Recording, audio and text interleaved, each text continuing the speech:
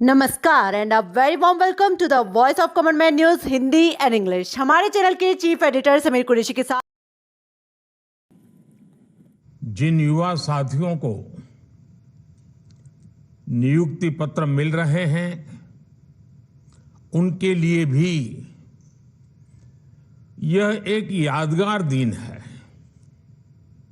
लेकिन साथ साथ देश के लिए भी ये बहुत ऐतिहासिक दिवस है। 1947 में आज के ही दिन यानी 22 जुलाई को तिरंगे को संविधान सभा द्वारा वर्तमान स्वरूप में स्वीकार किया गया था। इस महत्वपूर्ण दिन आप सभी को सरकारी सेवा के लिए ज्वाइनिंग लेटर मिलना ये अपने आप में बहुत बड़ी प्रेरणा है। सरकारी सेवा में रहते हुए आपको हमेशा तिरंगे की आन बान शान बढ़ाने के लिए काम करना है, देश का नाम रोशन करके दिखाना है। आजादी के अमृत महोत्सव में जब देश विकसित होने के लक्ष्य पर काम कर रहा है, आपका सरकारी नौकरी में आना ये बहुत बड़ा अवसर है। ये आपके परिश्रम का परिणाम है। मैं नियुक्ति पत्र पाने वाले सभी युवाओं को और आपके परिवारजनों को भी बहुत बहुत बधाई देता हूं, बहुत बहुत शुभकामनाएं देता हूं। साथियों,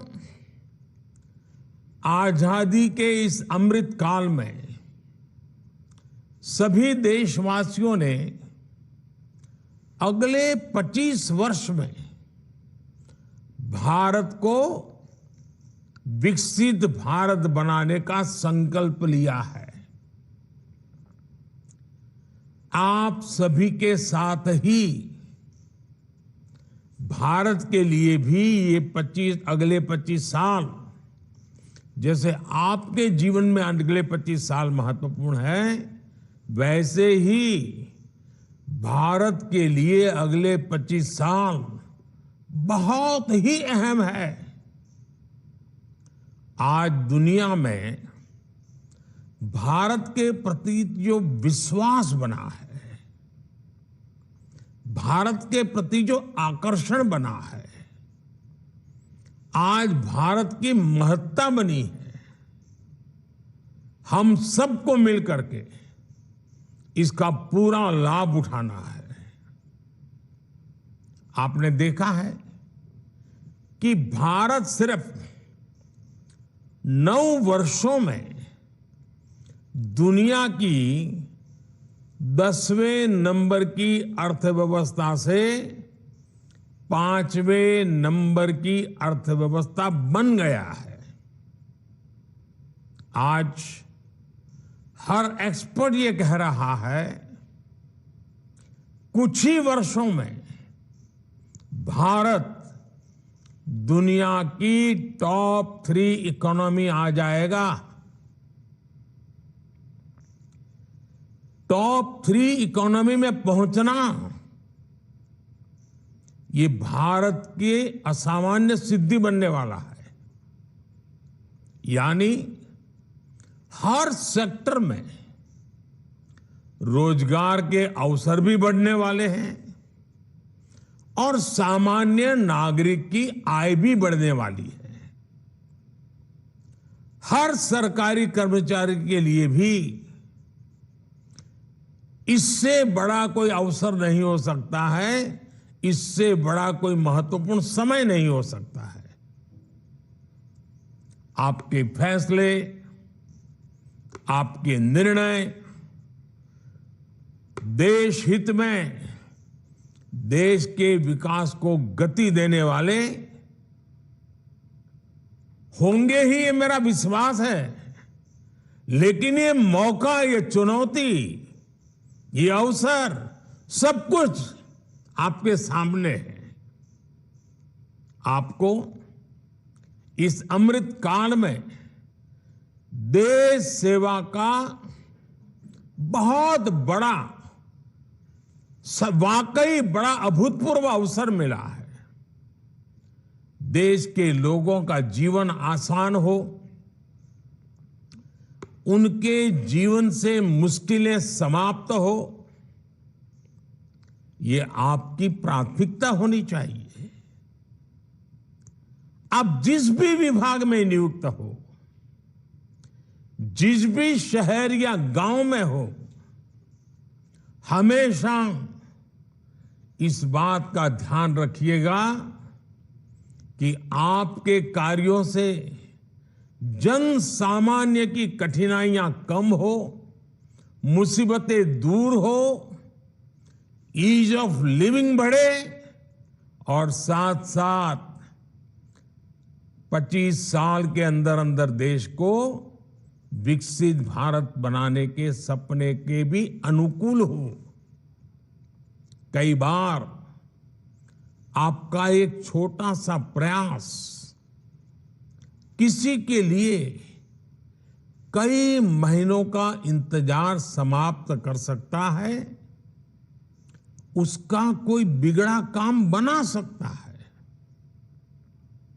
और आप मेरी एक बात जरूर याद रखिएगा, जनता जनार्दन ईश्वर का ही रूप होती है। जनता से मिलने वाला आशीर्वाद, गरीब से मिलने वाला आशीर्वाद भगवान के आशीर्वाद के बराबर ही होता है। इसलिए आप दूसरों की मदद की भावना से, दूसरों की सेवा की भावना से काम करेंगे तो आपका यश भी बढ़ेगा और जीवन की जो सबसे बड़ी पूंजी होती है संतोष, वो संतोष वहीं से मिलने वाला है।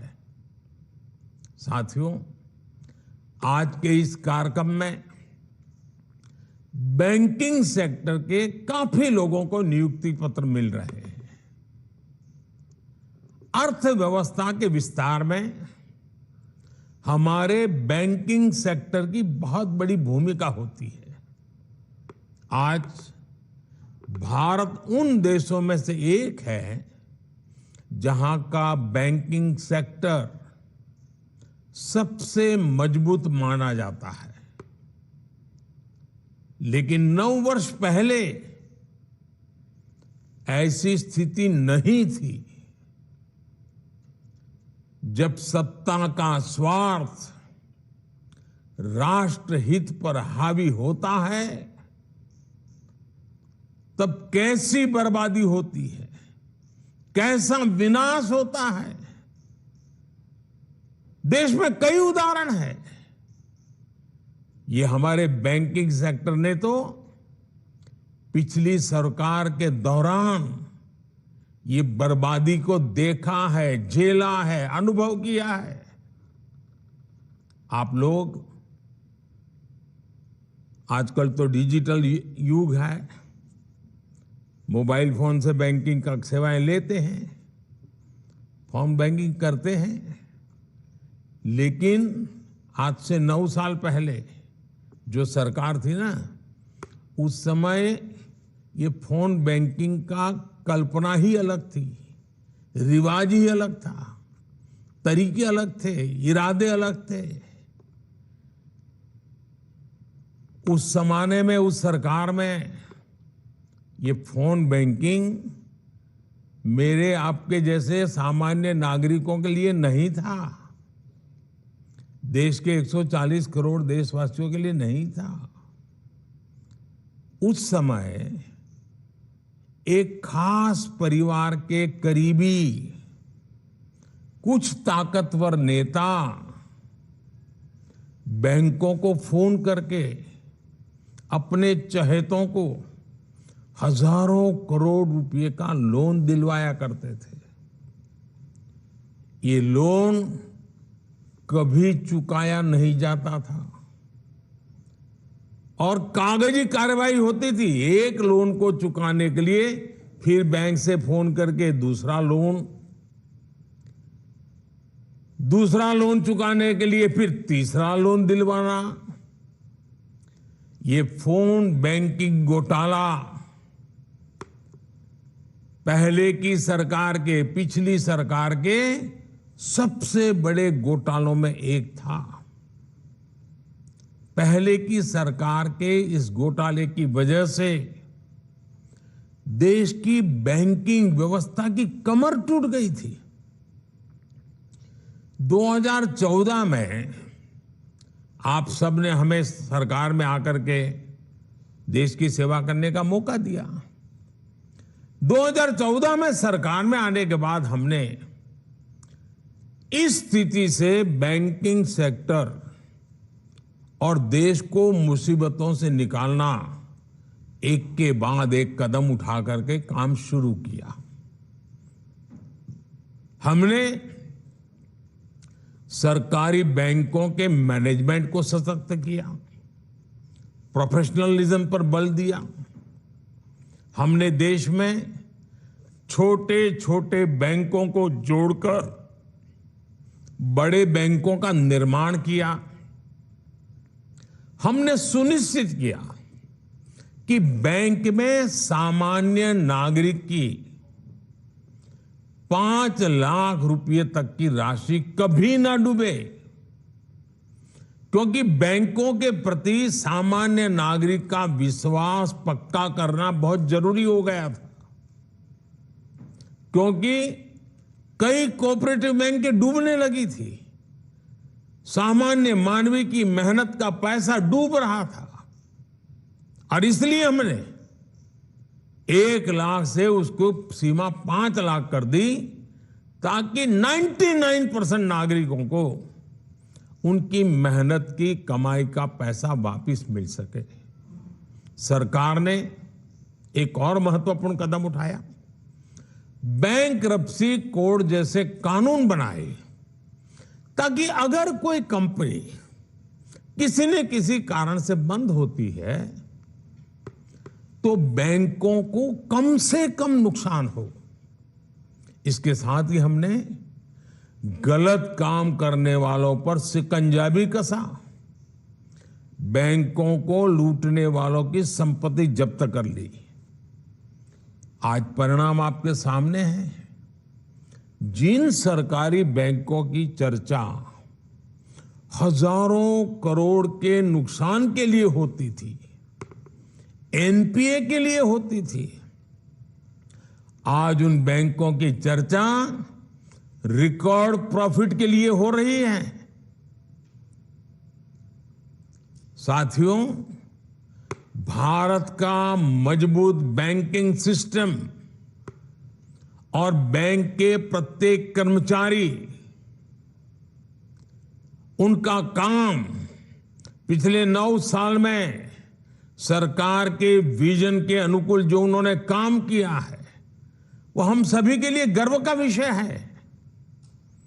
बैंक में काम करने वाले सभी मेरे कर्मचारी भाई बहनों ने इतनी मेहनत की, संकट में से बैंकों को बाहर लाए, देश के अर्थतंत्र विकास में अग्रसर होकर के भूमिका निभाई।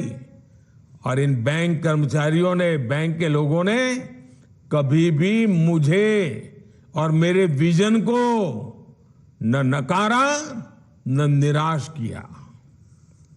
मुझे याद है जब जनधन योजना शुरू हुई तो जो पुरानी सोच वाले लोग थे वो मुझे सवाल पूछते थे, गरीब के पास तो पैसे नहीं, वो बैंक खाता खोल के क्या करेगा। बैंकों पे बर्डन बढ़ जाएगा, बैंक का कर्मचारी कैसे काम करेगा, भांति भांति के निराशाएं फैलाई गई थी। लेकिन बैंक के मेरे साथियों ने गरीब का जनधन खाता खुले, इसके लिए दिन रात एक कर दिया। झुग्गी झोपड़ी में जाते थे बैंक के कर्मचारी, लोगों के बैंक के खाते खुलवाते थे। अगर आज देश में करीब 50 करोड़ जनधन बैंक खाते खुले हैं, तो इसके पीछे बैंक में काम करने वाले हमारे कर्मियों का परिश्रम है, उनका सेवा भाव है। ये बैंक कर्मियों की मेहनत है, जिसकी वजह से सरकार कोरोना काल में करोड़ों महिलाओं के बैंक खातों में सीधे पैसे ट्रांसफर कर पाई। साथियों, कुछ लोग पहले ये भी गलत आरोप लगाते हैं और लगाते रहे कि हमारे बैंकिंग सेक्टर में असंगठित क्षेत्र के लोगों को मदद करने के लिए कोई व्यवस्था ही नहीं है। पहले की सरकारों में क्या हुआ वो तो आप भली भांति जानते हैं। लेकिन 2014 के बाद स्थिति ऐसी नहीं है। जब सरकार ने मुद्रा योजना के माध्यम से नौजवानों के बिना गारंटी लोन देने की ठानी, तो बैंक के लोगों ने इस योजना को आगे बढ़ाया। जब सरकार ने महिला सेल्फ हेल्प ग्रुप्स के लिए लोन अमाउंट को डबल कर दिया, तो ये बैंक के कर्मचारी ही थे जिन्होंने ज्यादा से ज्यादा सेल्फ हेल्प ग्रुप को आर्थिक मदद पहुंचाई। जब सरकार ने कोविड काल में एमएसएमई सेक्टर को मदद करने का फैसला लिया, तो ये बैंक कर्मचारी ही थे जिन्होंने ज्यादा से ज्यादा ऋण देकर एमएसएमई सेक्टर को बचाने में मदद की और 1.5 करोड़ से ज्यादा उद्यमियों का, जिसका रोजगार जाने की संभावना थी, उस छोटे छोटे उद्योगों को बचा करके 1.5 करोड़ से ज्यादा लोगों का रोजगार भी बचाया। जब सरकार ने किसानों के बैंक खाते में सीधे पैसे भेजने के लिए प्रधानमंत्री किसान सम्मान निधि योजना शुरू की, तो ये बैंक कर्मी ही है जिन्होंने इस योजना को टेक्नोलॉजी की मदद से सफल बनाने में कोई कसर नहीं छोड़ी। जब सरकार ने रेहड़ी पटरी और ठेले वालों के लिए, जो फुटपाथ पर बैठ करके अपने माल बेचते हैं, छोटी सी लॉरी लेकर के माल बेचते हैं, उनके लिए एक स्वनिधि योजना शुरू की, तो ये हमारे बैंक कर्मी ही हैं जो अपने गरीब भाई बहनों के लिए इतनी मेहनत कर। और कुछ बैंक ब्रांच ने तो ऐसे लोगों को ढूंढ ढूंढ करके, बुला बुला करके, उनका हाथ पकड़ करके इन रेहड़ी पटरी वालों को लोन देने के लिए काम किया है। आज हमारे बैंक कर्मियों की मेहनत की वजह से ही 50 लाख से ज्यादा रेहड़ी पटरी ठेले वालों के, उनको बैंक से मदद मिल पाई है। मैं हर बैंक कर्मचारी की सराहना करता हूं, उनका अभिनंदन करता हूं। और आप लोग भी अब जब बैंकिंग सेक्टर में जुड़ रहे हैं, तो एक नई ऊर्जा जुड़ेगी, नया विश्वास जुड़ेगा, समाज के लिए कुछ करने की एक नई भावना पैदा होगी। पुराने लोग जो परिश्रम कर रहे हैं, उसमें आपका परिश्रम जुड़ जाएगा। और मुझे पक्का विश्वास है कि हम बैंकिंग सेक्टर के माध्यम से गरीब से गरीब तबके को मजबूत बनाना चाहते हैं। उसमें आप लोग आज ये नियुक्ति पत्र के साथ ही संकल्प पत्र लेकर के जाएंगे। साथियों, जब सही नियत से फैसले लिए जाते हैं, सही नीति बनाई जाती है, तो उसके परिणाम भी अद्भुत होते हैं, अभूतपूर्व होते हैं। इसका एक प्रमाण अभी कुछ ही दिन पहले देश ने देखा है। नीति आयोग की रिपोर्ट में आया है कि सिर्फ 5 साल के भीतर ही भारत में 13.5 करोड़ भारतीय गरीबी रेखा से ऊपर आ गए हैं। भारत की इस सफलता में सरकारी कर्मचारियों की भी मेहनत रही है। गरीबों को पक्का घर देने की योजना हो, गरीबों के लिए शौचालय बनाने की योजना हो, गरीबों के घर में बिजली कनेक्शन देने की योजना हो, ऐसी अनेकों योजनाओं को हमारे सरकारी कर्मचारी ही गांव-गांव, घर-घर, जन सामान्य तक लेकर गए। जब ये योजनाएं गरीब तक पहुंची तो गरीबों का मनोबल भी बहुत बढ़ा, विश्वास पैदा हुआ। ये सफलता इस बात की प्रतीक है कि हम मिलकर भारत से गरीबी दूर करने के प्रयास बढ़ाएं तो भारत से गरीबी पूरी तरह से दूर हो सकती है। और इसमें निश्चित तौर पर देश के हर सरकारी कर्मचारी की बहुत बड़ी भूमिका है। गरीब कल्याण की जो भी योजनाएं हैं, आपको खुद भी उनके प्रति जागृत रहना है और जनता को भी उससे जोड़ना है। साथियों, भारत में कम होती गरीबी का एक और पक्ष है।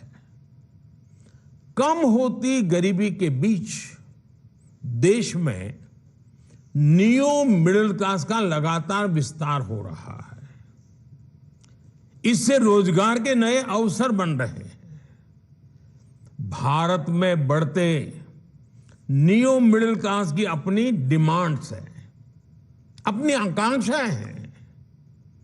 इस डिमांड की पूर्ति के लिए आज देश में बड़े पैमाने पर मैन्युफैक्चरिंग हो रही है। आज जब हमारी फैक्ट्रियां, हमारे उद्योग रिकॉर्ड उत्पादन करते हैं तो उसका लाभ भी सबसे अधिक हमारे युवाओं को होता है। आजकल आप देखिए, आए दिन किसी नए रिकॉर्ड की चर्चा होती है, नए अचीवमेंट की चर्चा होती है। भारत से रिकॉर्ड मोबाइल फोन एक्सपोर्ट हो रहे हैं।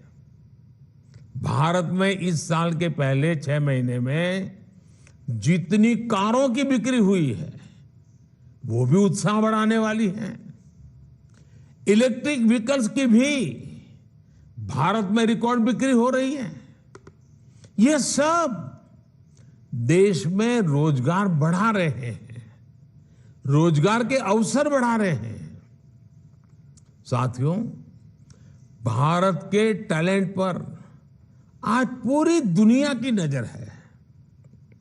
दुनिया में अनेक विकसित अर्थव्यवस्थाओं में लोगों की उम्र तेजी से बढ़ रही है। सीनियर सिटीजन से दुनिया के कई देश विपुल संख्या से भरे हुए हैं। युवा पीढ़ी उनके यहां कम होती जा रही है। काम करने वाली आबादी घट रही है। इसलिए ये समय भारत के युवाओं के लिए बहुत मेहनत करने का है। अपनी स्किल, अपनी क्षमताओं को बढ़ाने का है। हमने ये देखा है कि भारत के आईटी टैलेंट की, डॉक्टरों की, नर्सों की और हमारे गल्फ कंट्रीज में तो कंस्ट्रक्शन की दुनिया में काम करने वाले हमारे साथियों की कितनी डिमांड रही है। भारतीय टैलेंट की इज्जत हर देश में, हर सेक्टर में लगातार बढ़ रही है। इसलिए पिछले 9 वर्षों में सरकार का बहुत बड़ा फोकस स्किल डेवलपमेंट पर रहा है। पीएम कौशल विकास योजना के तहत लगभग 1.5 करोड़ युवाओं को ट्रेनिंग दी जा चुकी है। सरकार 30 स्किल इंडिया इंटरनेशनल सेंटर भी स्थापित कर रही है ताकि हमारे युवा ग्लोबल अपॉर्चुनिटीज के लिए तैयार हो सके। आज देश भर में नए मेडिकल कॉलेज, नई आईटीआईज, नई आईआईटी, टेक्निकल इंस्टीट्यूट्स बनाने का भी अभियान जोरों पर चल रहा है। 2014 तक हमारे देश में करीब 380 मेडिकल कॉलेज ही थे। पिछले 9 वर्षों में ये संख्या 700 से अधिक हो चुकी है। इसी प्रकार नर्सिंग कॉलेजों में भी बहुत बड़ी बढ़ोतरी हुई है। ग्लोबल डिमांड को पूरा करने वाली स्किल्स भारत के युवाओं के लिए लाखों नए अवसर बनाने जा रही है। साथियों, आप सभी एक बहुत ही पॉजिटिव माहौल में सरकारी सेवा में आ रहे हैं। अब आप पर भी देश की इस पॉजिटिव सोच को आगे बढ़ाने की जिम्मेदारी है। आप सभी को अपनी आकांक्षाओं को भी विस्तार देने का प्रयास करना चाहिए। नई जिम्मेदारियों से जुड़ने के बाद भी आप सीखने और सेल्फ डेवलपमेंट की प्रक्रिया को जारी रखें। आपकी मदद के लिए सरकार ने online learning platform iGOT Karmayogi तैयार किया है। मेरा आप सबसे आग्रह है कि इस सुविधा का ज्यादा से ज्यादा लाभ उठाने का प्रयास करें। एक बार फिर मैं आपको, आपके परिवार के लोगों को इस नई जिम्मेवारी के लिए बहुत बहुत बधाई देता हूं और इस नई जिम्मेवारी एक आरंभ बिंदु है। आप भी जिंदगी की अनेक नई ऊंचाइयों को प्राप्त करें। आपके माध्यम से जहां भी आपको सेवा करने का मौका मिले, देश का हर नागरिक अपने सपनों को पूरा करने के लिए आपके कारण बहुत नई ताकत को प्राप्त करें। आप अपने हर सपनों को पूरा करें, संकल्प को पूरा करें, इस जिम्मेवारी को बखूबी निभाएं। इसके लिए मेरी तरफ से आपको बहुत बहुत शुभकामनाएं हैं। बहुत बहुत धन्यवाद। कि तमाम खबरों से अपडेट रहने के लिए आप हमारे चैनल को लाइक, शेयर, सब्सक्राइब करना ना भूलें। धन्यवाद।